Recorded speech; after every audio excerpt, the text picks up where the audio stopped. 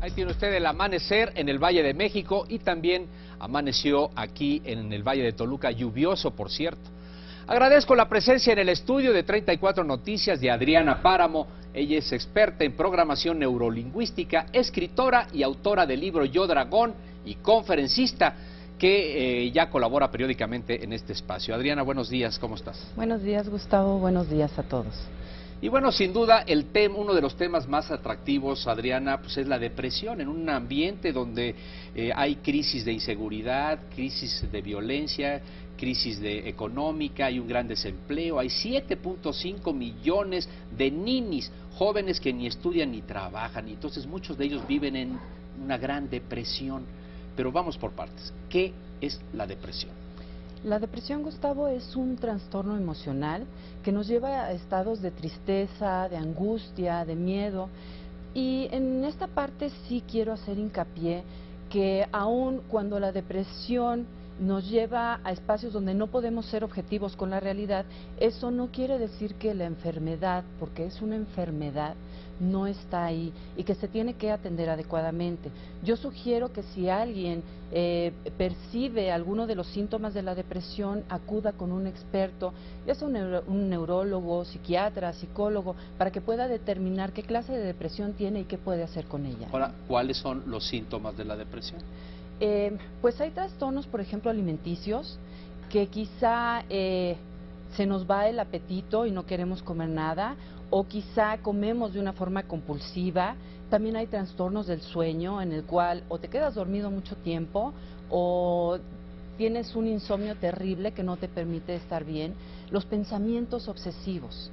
Pensamientos que nos llevan a espacios donde constantemente nos estamos devaluando, donde pensamos qué hicimos mal, pero además lo estamos haciendo de una forma repetitiva. Podemos tener quizá un cansancio crónico, entre otras manifestaciones, ¿no? O sea, hay que estar muy atentos a estas conductas alteradas, extremas eventualmente, para detectar si son o no síntomas de depresión. Así es, también las ganas de estar aislado, de quedarse en la recámara con las cortinas cerradas, sin podernos relacionar con los demás, ¿no? Y ahora, ¿cuáles son los factores que llevan precisamente a una persona a una situación de depresión? Hay distintos factores, uno de ellos es el factor químico. Nuestro cerebro está constantemente produciendo químicos para que podamos subsistir. Cuando no hay cantidades suficientes de serotonina y dopamina en el cerebro, nos lleva a tener una depresión. También el consumo de sustancias como drogas o alcohol nos puede llevar a estados depresivos muy profundos, incluso llegar hasta las crisis de pánico, ¿no? Ahora, situaciones de crisis, de violencia familiar, situaciones de crisis económica como el empleo y que puedan afectar la autoestima, también puede llevar a situaciones de depresión. Sí, ese está en el factor psicosocial y es, por ejemplo, se puede dar cuando hay una pérdida, que se muere un familiar o hay un divorcio, se puede dar en una pérdida de trabajo, como bien lo dijiste. Entonces, esa sensación de no valía, esa sensación de estar perdiendo, nos puede llevar a estados depresivos, ¿no? Hay una serie de gama de factores, entonces, que hay que estar también muy atentos. Ahora, ¿cómo manejar mejor la depresión? Porque ese es finalmente un aspecto que vale la pena recomendar al auditorio. Cuando la depresión es por factores emocionales, lo importante es cuestionarse si de verdad quieres seguir en ese espacio, si de verdad quieres continuar con lo que está sucediendo. Hay tres cuestiones emocionales que nos llevan a estar ahí, que es la ira, la frustración y la autolástima. La autolástima es un factor importantísimo para que caigamos en depresión y de verdad hay que estar atentos a no estar en ese espacio. Entonces, lo importante es, si ya estás en el estado en que estás encerrado en tu recámara, sal de ella. Salte de la cama. Lo importante es nunca dejar una cama extendida porque nos invita a quedarnos en un círculo vicioso de estar sintiendo esa autolástima. Abrir las cortinas, abrir la ventana, darte un baño.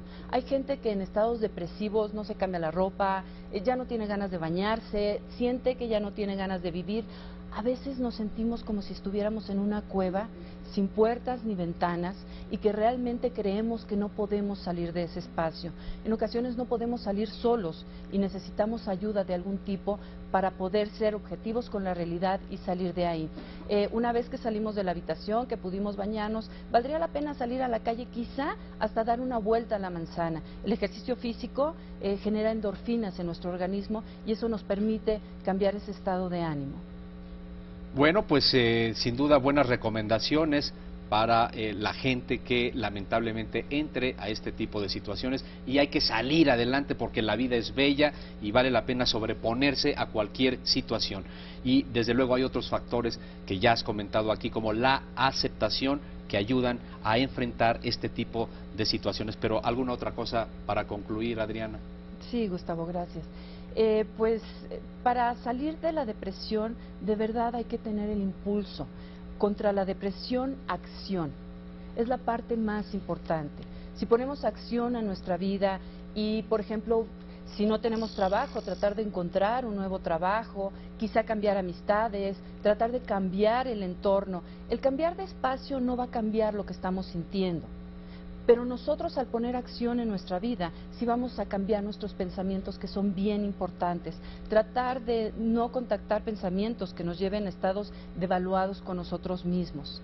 Y contactar la parte de que de verdad nuestra vida vale la pena vivirla, que vale la pena salir adelante y que no es más que un estado alterado por nuestra sensación de no valía.